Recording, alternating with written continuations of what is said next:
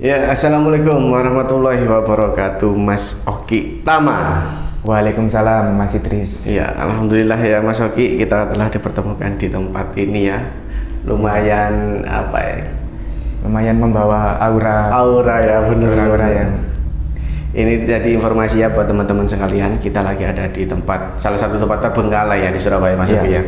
Untung tadi bisa izin sama satpamnya. Iya. Ya, Mas Oki, ini kesibukannya apa ini sehari-hari? Sekarang aktif sebagai mahasiswa. Masih mahasiswa ya? Iya. Semester berapa, Mas? Semester 7. Semester 7? Iya. Ikut ini organisasi mungkin? Iya, organisasi salah satu UKM di kampus. Oh, mungkin ini ada hubungannya dengan yang akan diceritakan Mas Oki ya? Bener nggak? Bener. Bener ya? Ya, kira-kira itu saat apa itu, Mas? Ya, ceritanya ini? Itu adalah kejadian yang saya alami sendiri waktu acara diklat di salah satu UKM. Ya. Diklatnya itu di mana? Di perkotaan atau di pegunungan atau di lereng gunung, Mas. Oh, di lereng gunung. Iya, lereng gunung salah satu di Jawa Timur lah. Emang biasanya kalau diklat itu kan rutinitas setiap tahun penerimaan tiap tahun. ini ya? Penerimaan apa itu? Regenerasi gitu, Mas ya? Regenerasi. Tapi pada waktu itu kan sempat ada pandemi. Oh iya. Jadi kegiatan diklat itu kayak di pending dulu sekitar 1 tahun. Gitu, Mas. Berarti ini hitungannya masih baru cerita ini, Mas Oki ya? Iya, tahun berapa? Akhir tahun 2021. Menarik sekali nih. Ya.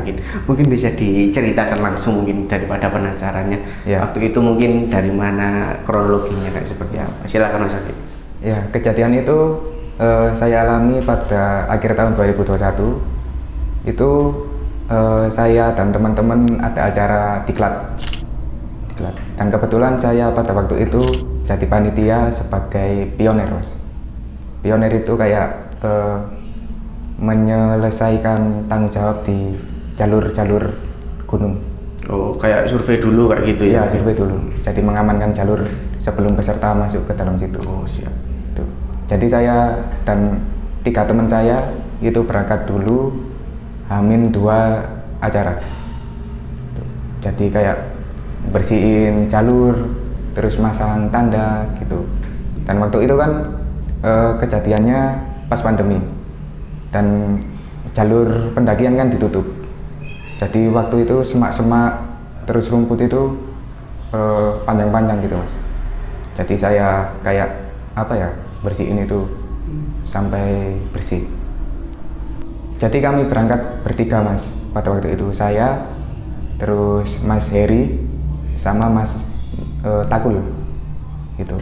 Dan ada ketambahan teman saya tapi berangkatnya dari kota sebelah. Jadi totalnya 4 orang gitu.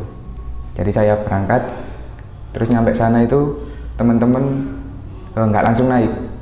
Jadi mampir ke warung dulu, ngopi-ngopi, terus sama beli minuman penghangat tubuh, minuman tradisional, arak namanya gitu, Mas, buat menghangat di dalam buat menghangatkan diri kan ya? Buat menghangat diri. Kita berjalan langsung memasuki jalur pendakian. Di situ rumput sudah menyambut kita, Mas. Rumput sudah menyambut kita dengan tinggi, terus sampai-sampai waktu itu saya dan ketiga teman saya itu bingung untuk mencari jalan menuju tempat camping karena saking tingginya rumput. Jadi kita sampai di dalam situ kayak muter-muter lama gitu, Mas, di dalam jalur pendakian itu. Kebetulan ada senior saya yang namanya Mas Heri itu, dia kan hobinya naik gunung juga. Jadi ada pengalaman lah di situasi tersebut. Jadi dia yang membimbing kami untuk langsung ke tempat camping.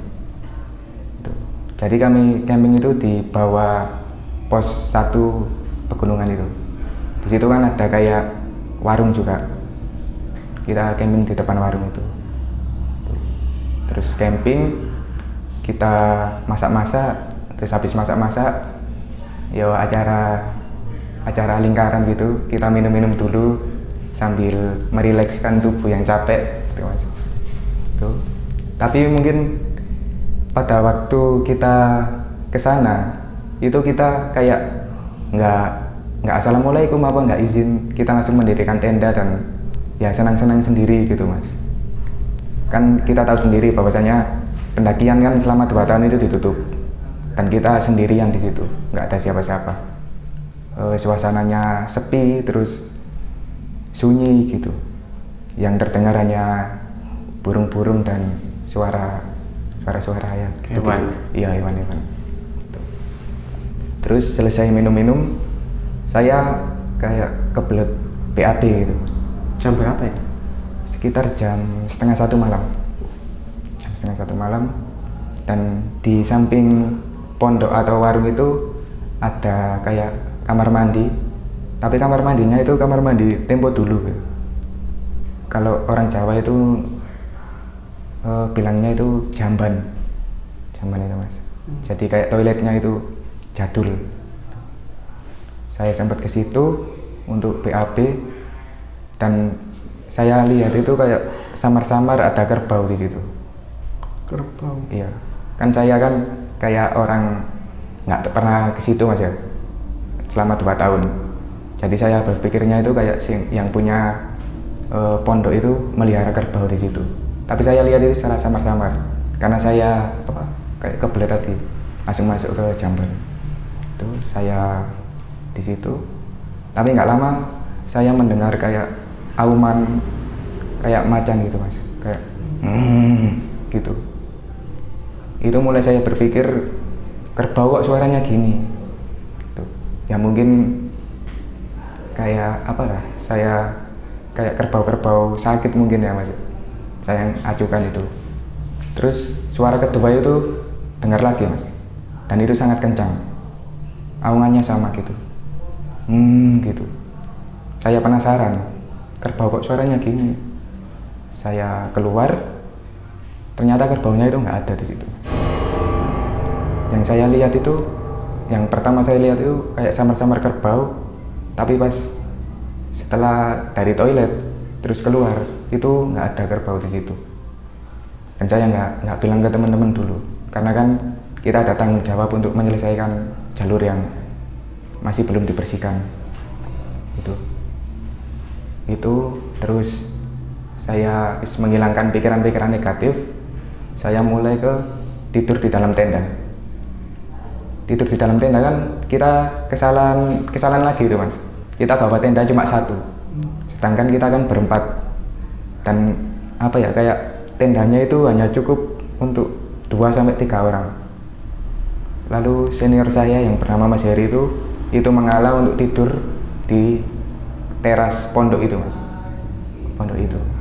Nah itu kayak saya ceritakan ke Mas Heri, mas jangan tidur di sini. Tadi itu ada suara kayak auman macan gitu. Takutnya ada hewan liar atau apa yang mengganggu gitu mas.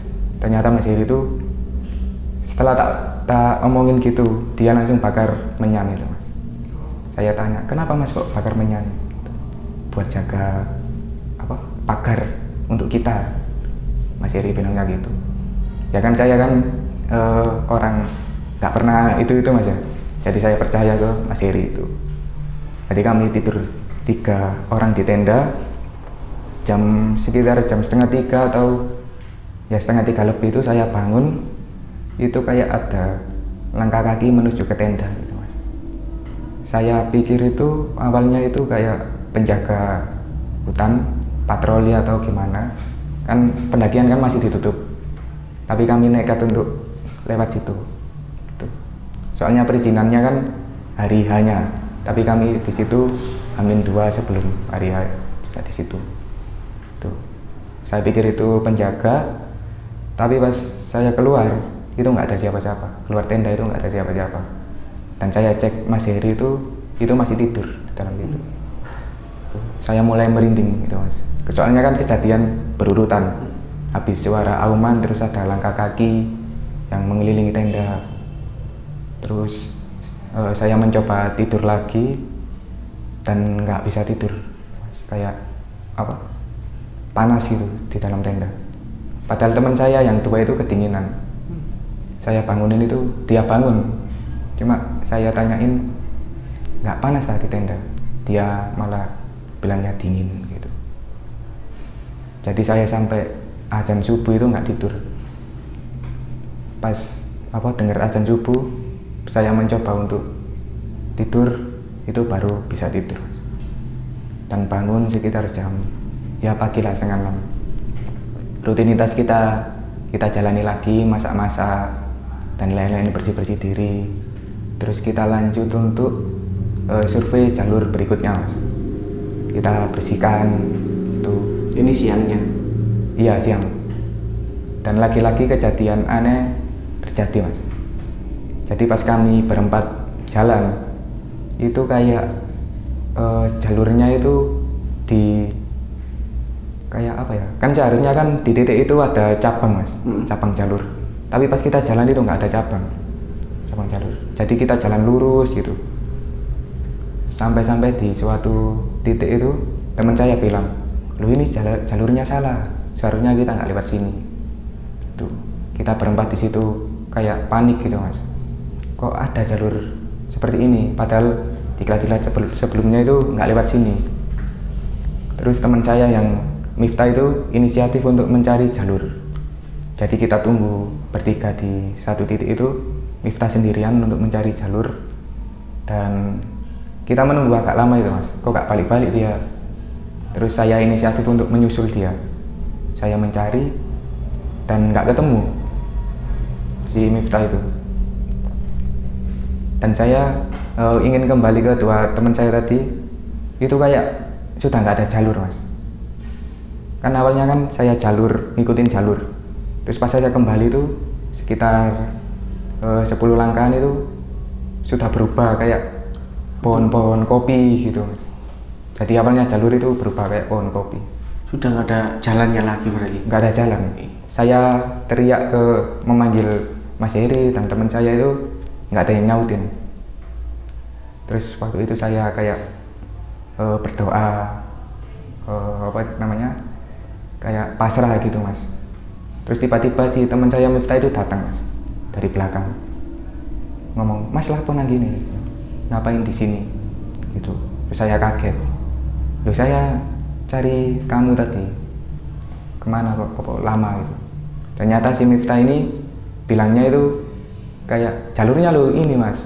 Kayak di apa? Nunjuk di depan itu jalur, Mas. Jalur sebenarnya yang kami lewati. Di situ dia nunjuk. Tapi pas kami pertama jalan tadi, itu jalurnya itu nggak ada.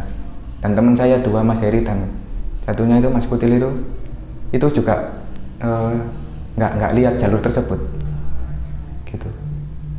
Jadi kejadian itu sangat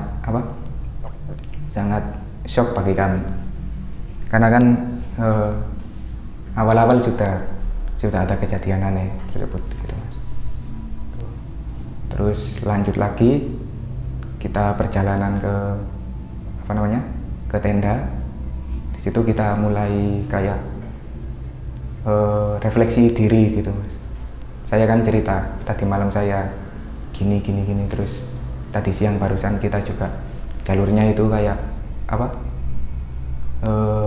ada kejadian aneh di jalur tersebut. Saya cerita ke Mas Heri yang senior saya itu, Mas. Katanya itu mungkin kita kesini itu nggak izin, terus nggak kayak nyuwun sewu ke penunggu situ gitu, Mas. Jadi sebelum kita lanjutkan kegiatan yang selanjutnya, kita sempat berdoa dulu di situ.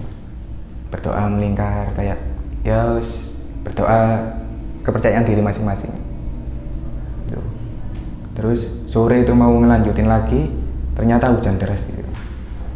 Hujan deras dan kita juga nggak memungkinkan untuk neduh di dalam tenda. Terpaksa kita ke pondok yang sebelah tenda itu, kita berteduh di situ. Jadi kita berempat berteduh di situ sambil nunggu hujan yang deras itu. Itu hampir berapa jam ya? Jam 3 sore sampai jam 8 malam itu hujannya belum berhenti, Mas. Jadi kita berjam-jam di situ dan hujan reda itu jam 9:30-an hujan mulai reda. Terus kita lanjutkan perjalanan malam. Dan pada malam hari itu Mas Heri itu sudah mungkin capek Mas ya. Dia kan umurnya sudah agak tua. Dia sudah nggak sanggup lagi untuk ikut kami menyelesaikan tugas tersebut. Terpaksa dia sendirian di tenda itu menunggu kami. Jadi kami bertiga melanjutkan survei jalur lagi. Di situ kami sangat kaget Mas. Pada waktu itu siang hari kan kita sempat masang tanda dan juga merapikan jalur-jalur itu. Oh, ini jalurnya sama berarti? Iya sama. Cuma antara siang dan malam kayak gitu? Iya, siang dan kan peserta kan ada yang jalan siang, ada yang jalan malam. Jadi kita juga survei pada waktu jalan malamnya itu. Kita lewati jalur itu kembali dan ternyata rafia dan tanda yang saya pasang bersama teman-teman saya itu kayak melenceng semua gitu Mas. Jadi rafianya itu ada yang bentuk zigzag, tandanya itu ada yang seharusnya arah ke kanan, dia ke kiri gitu. Padahal dipastikan nggak ada orang di situ kan ya? Nggak ada orang. Dan itu habis hujan tadi Mas, hujan lama tadi. Itu tanda dan tali rafia itu benar-benar berubah. Kalau orang kan mungkin iseng kan nggak segitunya Mas. Jadi rafia tiba-tiba gitu terus rafia itu kan kita kan masang rafia kan di dekat jurang Mas. Jadi panjang gitu bentuknya. Itu tiba-tiba rafia itu kayak zigzag bentuknya. Itu. Tapi zigzagnya itu kayak nggak rapi. Kayak ditempelin di semak-semak gitu. Dan selain itu ada juga pohon-pohon tumbang. Itu saya sempat putus asa Mas karena kan itu kejadiannya malam. Terus Jumat siang itu peserta itu sudah nyampe di situ lokasi dan lewat jalur situ. Kalau nggak secepatnya jalur itu dibersihkan, nanti perjalanan peserta terganggu Mas di situ. Jadi pohon-pohon itu tumbang semua dan kami pas survei itu kayak putus asa gitu Mas. Kok gini jalurnya gitu, kayak sudah nggak layak gitu Mas. Terus kita jalan terus, kan jalurnya kan turun. Kita kan posisi di atas, tapi survei pas pada malam hari itu turun. Tapi sebelumnya pas pada siang hari itu kita dari bawah ke atas. Jadi kita dari base camp itu turun sampai ke jalan raya. Tuh. Jadi kita memastikan survei itu sampai ke jalan raya lagi. Terus kita sempat istirahat di situ ngopi-ngopi dan kembali lagi tuh rafia yang sebelumnya bentuknya zigzag. Kan kita kan nggak betulin dulu Mas. Soalnya kan pada waktu itu habis turun hujan dan jalannya itu masih agak licin.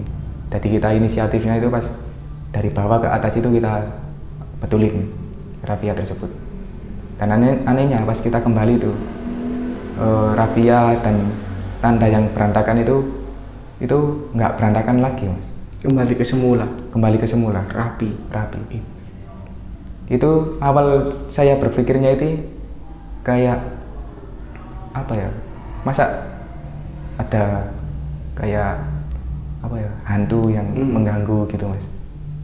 Saya bilang ke teman saya Mas ada gitu, tapi teman saya itu kayak nggak percaya, mungkin ini angin ataupun ada orang jahil. Tapi orang jahil kan nggak mungkin Mas menetap di situ gitu. Jadi saya hiraukan lah gitu. Tapi saya senangnya itu tanda dan rafia itu kembali rapi. Jadi kita nggak perlu membenarkan itu kembali. Terus kita lanjutin perjalanan. Di satu titik saya dari kejauhan itu melihat cahaya putih. Saya kira itu kayak senter pendaki yang dari arah berlawanan itu kayak mencari-cari sesuatu gitu mas. Dan ternyata itu bukan senter, itu kayak cahaya yang semakin lama saya lihat itu mulai berbentuk wujud cahaya tersebut. Dan yang melihat itu nggak hanya saya, tapi teman yang di depan saya ini itu juga melihat yang namanya Miftah itu. Yang satunya di belakang saya itu nggak lihat. Jadi 2 orang yang lihat. Pertama kan saya pikir saya yang ngelihat mas. Jadi saya dan teman saya melanjutkan terus kok jarak sekitar 2 meteran, Miftah yang di depan saya ini tiba-tiba berhenti. Terus gitu. Jadi kayak saya langsung paham, berarti si Miftah ini melihat yang jarak 2 meter itu berbentuk wujud gitu, mas. Apa wujud? Wujudnya itu kayak badan putih, kayak pakai kain putih, terus rambutnya panjang tapi nggak lihat ke arah kami, lihat kayak nyamping gini mas. Nyamping gini, cuma rambutnya itu terurai semua kayak cewek gitu. Terus saya mulai di situ, saya berpikir kita kan sudah capek mas dari pagi, terus membersihkan jalur.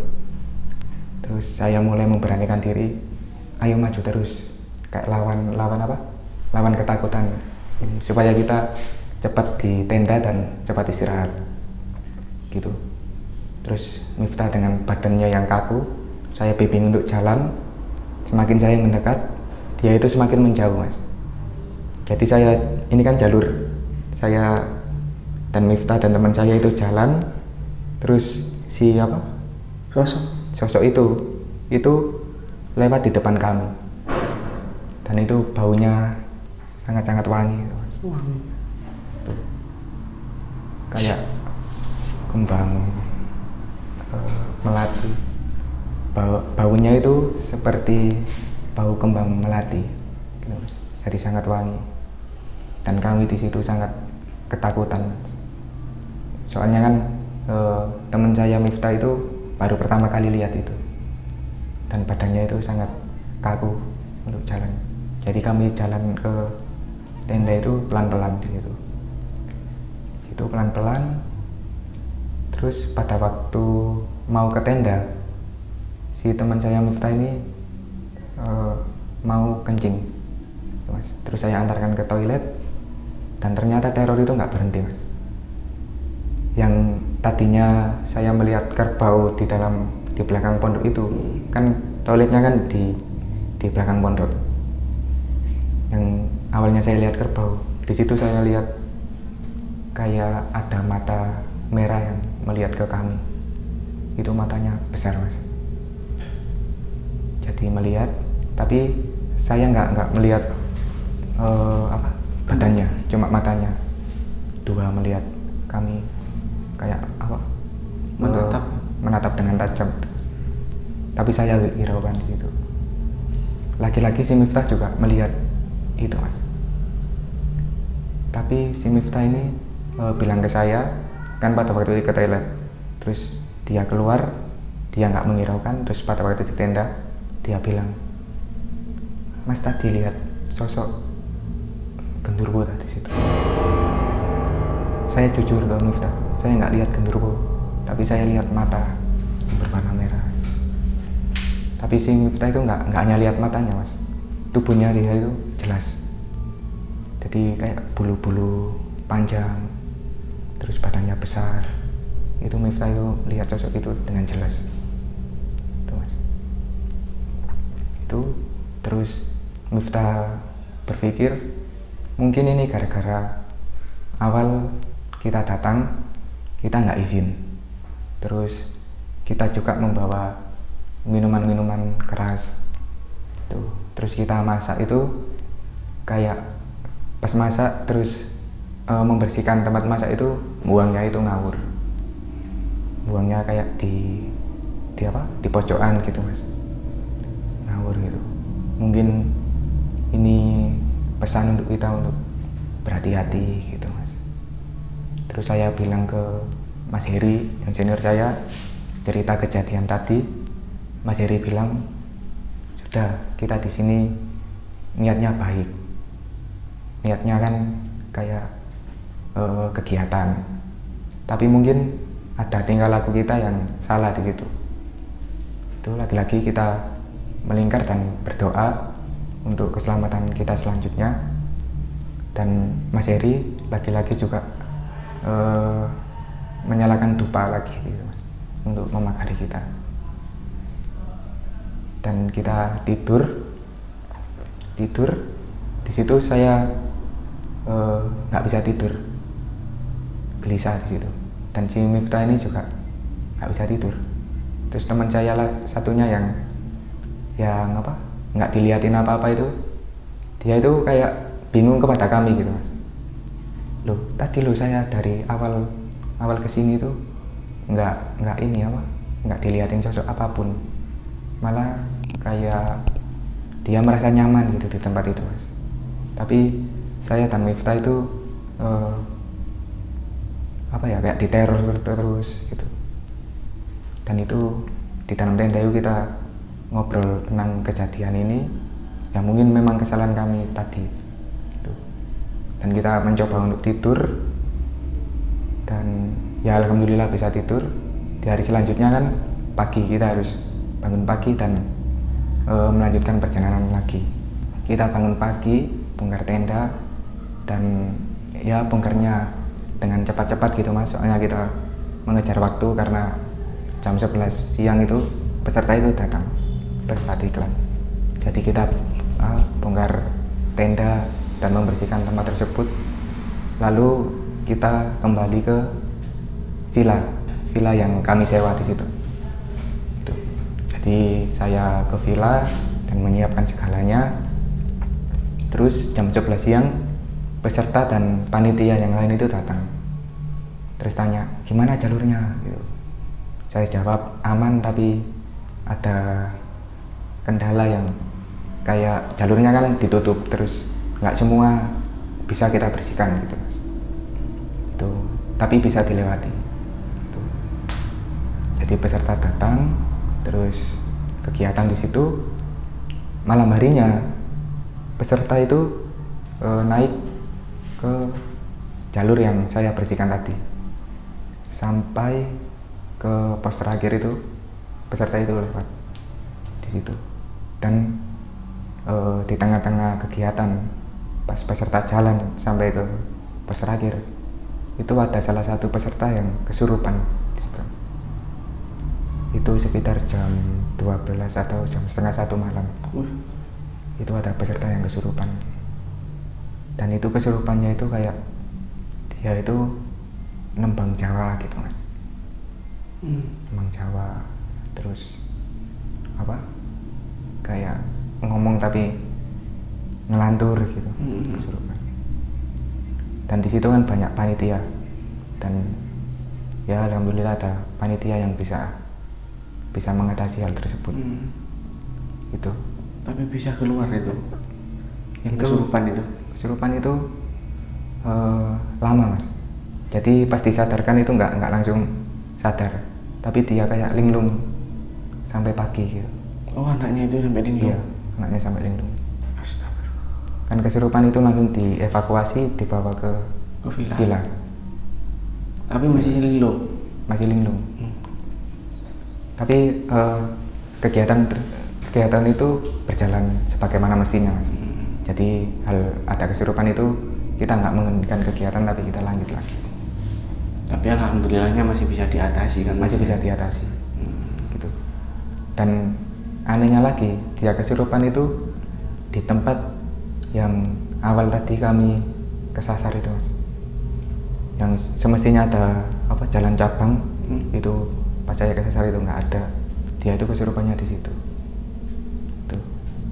Dan saya kayak kembali merasa bersalah gitu, Mas. Di situ. Soalnya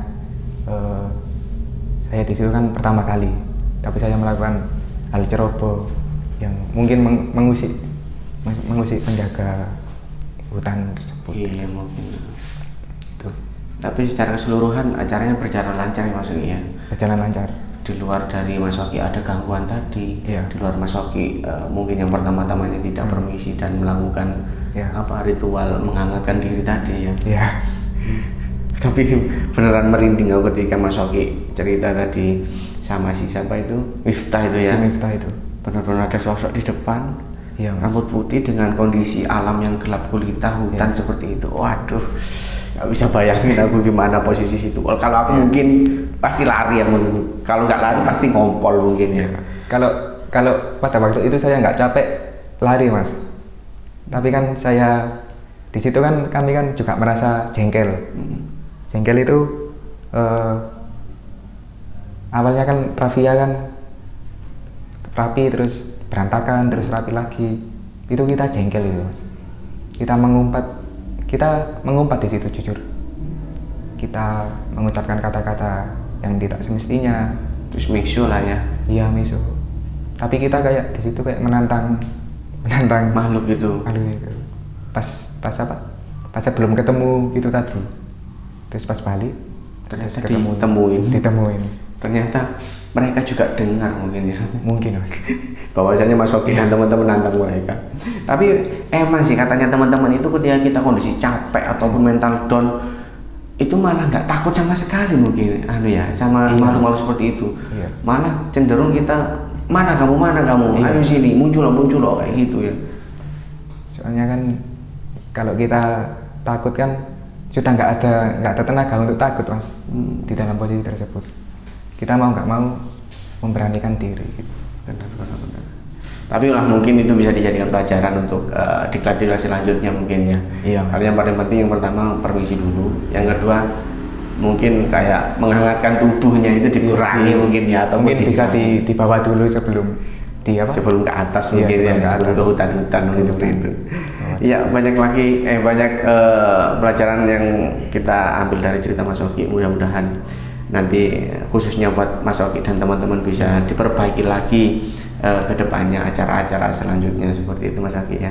Ya, Mas. Ya, terima kasih sekali lagi Mas Oki sudah berbagi cerita dengan Ruang Hampa. Saya nggak bisa ngomong apa-apa, udah terbawa aku tadi ke cerita Mas Oki, luar biasa. Ya, sukses terus Mas Oki ya. Salam sama Mas Heri sama Mas Miftah dan siapa satunya lagi? Mas Kutil. Mas Kutil ya. Semoga sukses selalu. Terima kasih. Assalamualaikum warahmatullahi wabarakatuh. Waalaikumsalam. Terima kasih, Mas Idris.